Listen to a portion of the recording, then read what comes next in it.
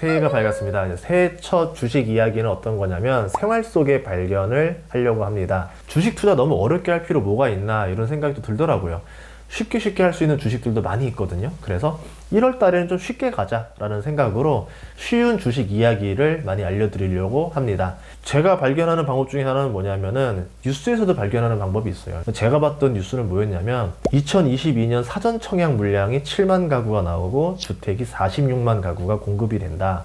2018년에 28만 가구, 19년에 31만 가구, 20년에 35만 가구, 21년에 38만 8천 가구, 그리고 올해 46만 가구가 나온다. 이번 정권에서 최대 물량이 나오는 거거든요. 이렇게 봤을 때는 내 집 마련할 수 있지 않겠나 이제 이런 생각이 드는데, 이거에 대해서 조금 더 디테일하게 알아보도록 하겠습니다. 그렇게 봤을 때 우리가 역발상을 해볼 수도 있을 거고, 여기서 남들이 보지 못하는 종목을 찾을 수도 있기 때문에 한번 보도록 할게요. 재건축, 재개발에도 어느 정도 규제 개선을 한다는 뉴스도 있어가지고 이런 걸 봤을 때는 괜찮겠는데? 수도권도 나쁘지 않겠는데? 이런 생각이 들었고, 그리고 준공업지역에 대한 정비사업도 임대주택 공급을 하게 되면 뭐 용적률을 완화한다라고 해서 좀 위치가 좋은 자리에 임대 아파트들 좀 많이 들어오지 않나 이렇게 이제 보고 있습니다.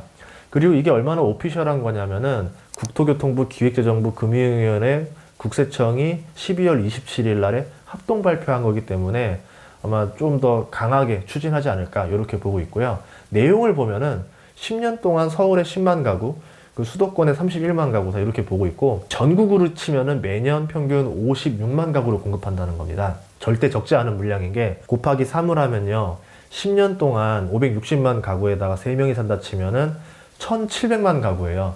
대한민국 국민이 10년 안에 새 집에서 살 수 있게 하겠다, 이렇게 보시면 됩니다. 우선은 올해 시행되는 것만 해도 46만 가구라는 건데 이게 최대 규모라는 거죠. 디테일하게 내려보면은 민간 공공 사전 청약 물량이 7만 가구고요. 분양 예정 물량이 39만 가구입니다. 근데 이 분양 예정 물량이라는 게 계획을 말하는 게 아니라 계획 곱하기 85%를 친 거예요. 민간이라던가 협회, LH에서 취합합니다. 2022년에 공급 예정 물량 얼마야? 라고 했을 때 나온 자료가 있어요. 근데 그게 100% 될 거라고 보장이 없기 때문에 거기에다가 85% 예정치를 넣었더니 39만 가구가 나오더라. 그래서 39만 더하기 7만을 합쳐서 이제 46만 가구가 나온다, 이런 건데요. 한번 거꾸로 생각해 봤어요. 그러면 민간협회 LH가 취합했던 올해 공급 예정 물량은 얼마인가 봤더니 100%라고 계산하게 되면은 53만 가구까지 봤다라는 거거든요. 이건 대규모 공급이 맞긴 맞습니다. 근데 실제로 현장에서 지금 건설 감리할 사람이 부족하다 이런 얘기들을 들어봤을 때는 아마 진짜 올해 좀 대규모 공급이 나오지 않을까, 그렇게 생각을 해보고 있습니다. 그런데 이게 있어요. 이 부동산 경기가 좋을 때라던가 나쁠 때 실제로 계획한 것만큼 많이 짓지 못하는 때가 많습니다. 그래서 정부에서는 발표 자료에는 85%라는 그 계산치를 넣었는데, 이 85%가 과연 맞을까에 대해서는 상황에 따라 좀 달라질 수가 있어요. 부동산 경기가 좋고 규제가 나름대로 좀 적었을 때가 있습니다. 그때가 언제였냐면 2017년이었거든요. 2017년에 보면은 계획이 29만 8천 호였고 실제로 실행된 게 26만 4천 호였어요. 그러니까 88.6%의 비율이 나왔습니다. 2020년에 같은 경우는 코로나 때문에 했지만 그래도 좀 잘 나갔었어요. 32만 6천 호를 계획했는데 실제로 실행된 게 29만 7천 호였어요. 91.2%가 나왔습니다. 규제가 강화되고 부동산 거래가 약간 침체됐던 시기가 있었거든요. 그때가 2018년. 이때를 보니까 41만 8천 호가 계획이었는데 실제로 실행된 거는 23만 6천 호. 56.4%밖에 실제로 추진되지 않았다라는 거죠. 그럼 계획은 거창했지만 실제로 짓지 못했다라는 겁니다. 왜? 안 팔릴까봐. 2021년, 작년에도 그랬어요. 39만 1,000호가 공급되려고 했는데 실제로 실행된 거는 28만 1,000호밖에 안 됐습니다. 71.9%밖에 안 됐다라는 거죠. 그렇기 때문에 85%라고 계산하는 게 이게 약간 분양이 호조일 때 가능하다라는 거죠. 그래서 지금 나온 게 생각보다 그렇지 않을 수도 있다. 근데 지금 분위기를 보면은 어떻게 될지 모르겠어요. 다만 지금 상황, 2021년 상황이 그대로 이어진다라고 그러면 그렇게 좋게 보진 않습니다. 왜 그러냐면 2021년에 들어온 게 다주택자 규제 있었죠. 보유세 증가했죠. 대출 금지시켰죠. 일시적 2주택 기간도 축소했죠. 실거주 의무 강화시켰죠. 금리 인상했죠. 신용 대출 규제했죠. DSR 조기 적용했죠. 이런 상황에서 지금 부동산 매수를 하려는 사람 수요가 넘쳐날 수 있을 것인가에 대해서는 솔직히 약간 아리송해요. 그러니까 매수를 하고 싶어도 사람들이 매수를 하기에 좀 부담스러운 해인데 과연 계획이 거창한데 그만큼 팔릴 수 있을까? 그럼 건설사가 그 리스크를 지고 분양을 할 수 있을까? 잘 모르겠습니다. 그렇게 되면은 건설사가 만약에 자신감이 없으면 공급을 못 하겠죠. 그렇게 되면 청약 경쟁률은 더 치솟을 수밖에 없는 거고, 점수가 안 되는 사람들은 울며 겨자 먹기로 웃돈을 주고 기존에 지어진 집을 산다라던가 아니면은 빌라나 오피스텔을 청약하러 가겠죠. 물론 서울 수도권 같은 경우는 짓지 말라고 해도 뭐 다 지을 건데, 문제는 이제 나머지 지방들이거든요.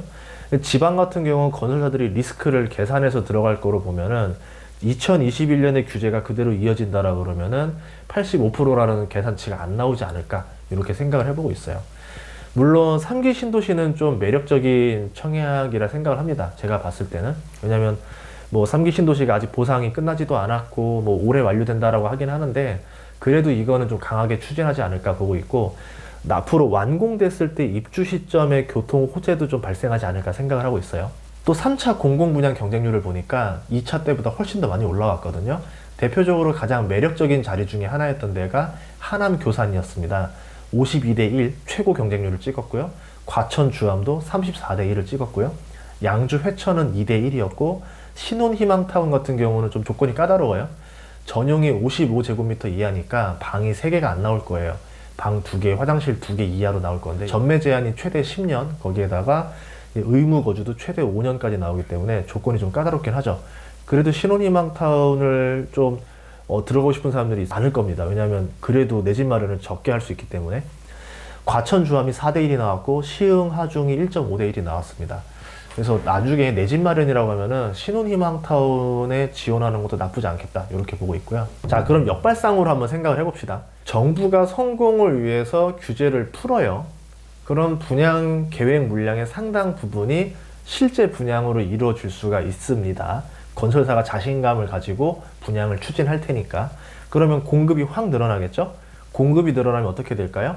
청약 경쟁률이 떨어집니다. 제가 느꼈던 거는 청약 경쟁률이 떨어지면은 그 프리미엄도 뚝 떨어집니다. 그럼 프리미엄이 떨어지면 어떤 일이 벌어지느냐?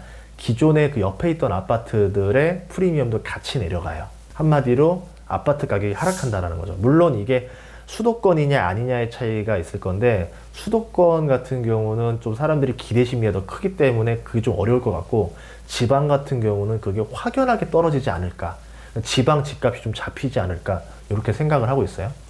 그렇게 되면 이제 규제 완화가 되면서 아파트 가격이 우선 일시적으로 상승할 수는 있습니다. 그런데 공급이 증가했기 때문에 올랐다가 좀 상승이 둔화되거나 하락을 하면서 좀 집값이 잡히지 않을까, 이렇게 생각한다라는 거고요. 우선은 또 거래가 활발해지기 때문에 정부의 세입이 증가해요. 지금 재정적자 문제가 심각한데, 이게 된다라고 하면은 재정적자 문제도 어느 정도 완화시킬 수가 있겠죠. 그러면 국가 부채 문제도 약간 좀 리스크를 완화시킬 수가 있을 겁니다. 그리고 이렇게 되면은 전세 가격이 좀 떨어지게 되거든요. 전세 가격이 떨어져야 되는 이유 중에 하나가 뭐냐면, 지금 금리 인상이 돼서 전세 대출 이자가 많이 올라갔습니다. 전세 가격이 떨어지면 그만큼 대출도 조금 받으면 되고, 그러면 실질적으로 이자도 줄일 수 있다라는 거죠. 이렇게 되면은 주식 관점으로 봤을 때 투자할 곳들이 많아져요. 시멘트도 있을 거고, 봉영강, 콘크리트 회사들, 레미콘 회사들, 건설 회사들, 대출을 해주는 은행들, 페인트 회사, 가구 회사, 뭐 이런 회사들 주가가 굉장히 오를 가능성이 많아지겠죠. 지금 이 회사들이 주가가 별로 움직이지 않았다라는 거는 아직 정부의 정책을 시장에 신뢰하지 않았다라는 겁니다. 만약에 시장의 정책이 진짜로 될 것 같다라 보면은 규제가 풀어져야 되는 거고, 규제가 풀어지면은 이 주가들이 들썩일 가능성이 있다, 이렇게 볼 수 있다라는 거죠. 여기에 저는 이제 기존의 수요 말고 새로운 수요도 보고 있어요. 하나가 뭐냐면 창문형 에어컨, 그 다음이 공기청정기인데, 창문형 에어컨이 유망한 이유 중에 하나는 신축 아파트의 작은 방에는 발코니가 없습니다. 근데 지금 보다시피 10년 동안 560만 채의 아파트가 공급이 돼요. 그러면 이 작은 방에는 누가 살고 있느냐? 소중한 자녀들이 살고 있어요. 그럼 거기에 당연히 에어컨을 놓고 싶겠죠. 창문형 에어컨이 필요할 겁니다. 이게 왜 역발상이냐면 지금 겨울이거든요. 겨울에 에어컨 주식을 떠올리는 사람도 별로 없습니다. 만약에 이제 역에 걸려서 정말 규제가 완화되고 이렇게 된다 그러면은 창문형 에어컨이 내년 봄부터는 되게 좋아지지 않을까 이런 생각을 해보고 있었고요. 공기청정기도 생각해보고 있어요. 신축 아파트가 들어오면은 미세먼지라든가 유해물질이 많거든요.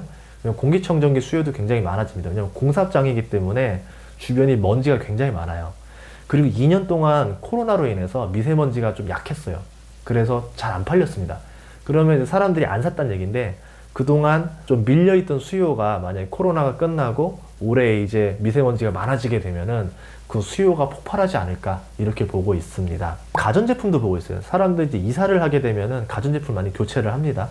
최근에 과거와 다르게 가전제품 가격이 진짜 비싸졌어요. TV 하나가 1,000만 원을 합니다. 대형화돼 있어요. 최근에 또 제가 보니까 주식도 약간 감성의 영역으로 접근하자 치면은 비스포크가 좀 예뻐졌어요. 그래서 놀랐거든요. 야, 이거 비스포크 괜찮겠다. 그래서 아마 이번에 아파트 교체 주기로 들어가는 사람들이 하이 레벨의 약간 가전제품에 대한 수요가 늘어나지 않을까 이렇게 보고 있고요. 이제 가전제품 가격이 많이 올라갔기 때문에 과거와 다르게 렌탈 회사 수요도 늘어난다고 봅니다. 예전에는 뭐 가전제품 얼마 안 하니까 그냥 살라고 했는데 가전제품이면 500만 원, 1,000만 원 이래요. 그러면 이제 어떻게 되냐면 그냥 렌탈해서 쓸까? 이런 생각이 되거든요. 새집 마련하면서 이제 가전 가구 교체는 많이 해야 되고 이제 또 돈은 또 필요하고 이런 사람들도 있어요. 이게 완전 내 집이 아니라 2년마다 이사를 다녀야 되시는 분들도 있잖아요. 그런 경우는 렌탈로 쓰는 게 더 좋은데 기존에 제가 렌탈 알아보니까 3년 렌탈이 많더라고요. 아파트 전세는 2년 또는 4년 교체 주기인데 왜 렌탈을 3년으로 잡아가지고 사람들 좀 애매하게 만들었는지 모르겠어요. 차라리 4년으로 하던가 그렇게 하면 좀 될 것 같은데 어쨌든 렌탈에 대한 개념이 사람들이 많이 좀 풀렸습니다. 긍정적으로 바뀌었어요. 그래서 렌탈 가격만 좀 잘 맞춰준다라고 하면은 괜찮지 않을까 보고 있고요. 그렇게 되면 이제 가전뿐만 아니라 요새는 가구 렌탈도 많이 합니다. 침대라던가 소파라던가 이런 것도 많이 하거든요. 이제 그렇게 되면은 렌탈 문화가 굉장히 확대되고 렌탈 회사 주가도 상승할 여력이 있다. 이렇게 보고 있습니다. 물론 이게 지금 어떤 한 5년 정도를 바라보는 분위기의 전환을 이야기한 거기 때문에 당장 이 주식 사세요 마세요 이런 이야기가 아니라는 점 다시 한번 당부드립니다. 다만 이제 주식을 우리가 생활 주변으로 쉽게 하는 방법에 대해서 아이디어를 하나 제공했으니까 여러분들 주변에서도 한번 찾아보시면 좋을 것 같습니다. 다음 시간에도 쉽고 재미있는 주식 이야기 계속 하도록 하겠습니다. 구독과 좋아요 부탁드릴게요. 고맙습니다.